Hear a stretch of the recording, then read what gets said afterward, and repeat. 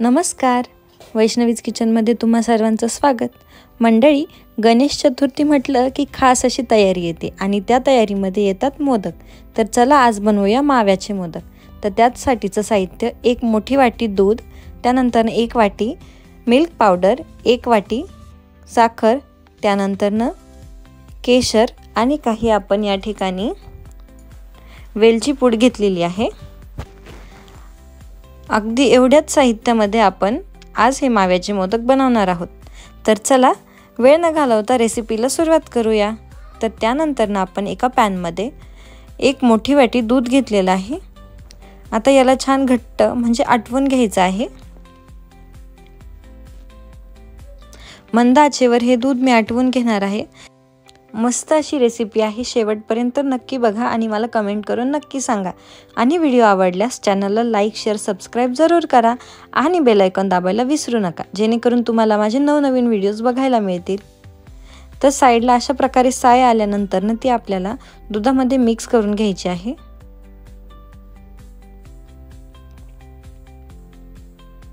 हे बघा, सारखं आपल्याला याला मिक्स करत राहायला लागणार आहे, खाली लागू नये म्हणून। अगदी छान अशी रेसिपी आहे, एकदा नक्की ट्राय करा। आपण प्रत्येक वेळेस वेगवेगळ्या प्रकारचे मोदक बनवतो, या वर्षी ह्या प्रकारचे मोदक तयार करून बघूया।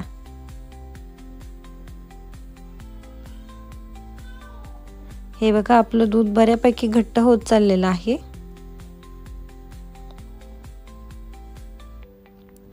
आता या स्टेजला आपल्याला त्यामध्ये टाकायचं आहे केशर। या ठिकाणी यामध्ये आता मी केशर टाकलेलं आहे आणि याला आता छान आपण मिक्स करून घेणार आहेत।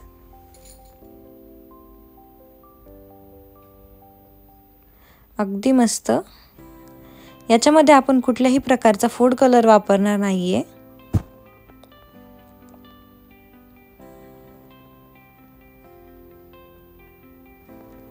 साय ही आपल्याला मध्ये मिक्स करून घ्यायची आहे दुधामध्ये व्यवस्थित। हे बघा, आपलं दूध बऱ्यापैकी घट्ट होत चाललेलं आहे। त्यानंतर यामध्ये याच्यात टाकलेली आहे वेलची पावडर। याच्यामुळे अगदी छान असा सुगंध येतो त्याला आणि फ्लेवरही खूप छान उतरतो। आता यानंतर आपल्याला याच्यामध्ये टाकायची आहे मिल्क पावडर। या ठिकाणी मी मिल्क पावडर टाकलेली आहे। हिला व्यवस्थित आपल्याला मिक्स करून घ्यायचं आहे, त्याचे गोळे बनवून द्यायचे नाहीयेत।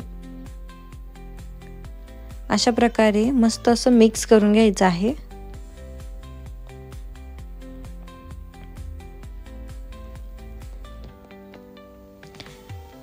तर अशा प्रकारे आपली मिल्क पावडर ही मिक्स झालेली आहे।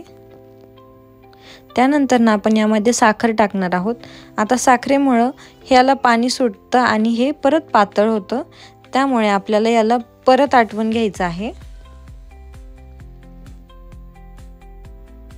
हे बघा, साखरेला पाणी सुटल्यामुळे हे जरा पातळ झालेलं आहे। याला आपल्याला घट्ट करून घ्यायचं आहे।